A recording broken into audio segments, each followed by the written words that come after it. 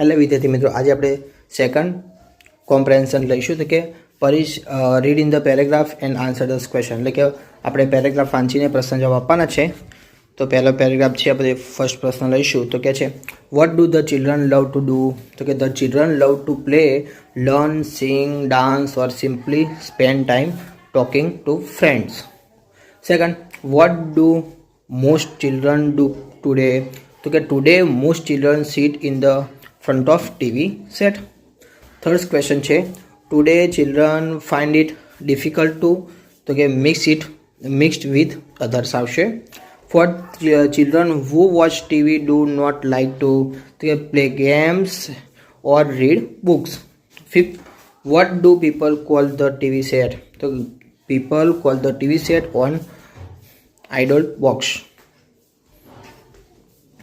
પછી second paragraph છે, એમાંથી પ્રશ્ન લઈશું. ફર્સ્ટમાં શું કહે છે?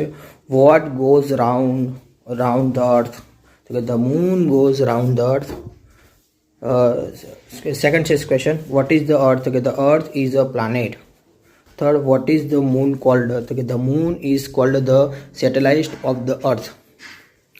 Fourth, what is the solar system? તો કે the sun, the planets and there satellites from the solar system.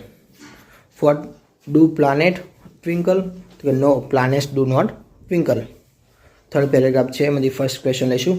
Vote did Akbar ask his courtier to bring? તો કે Akbar asked his courtier to bring the most beautiful thing to the court.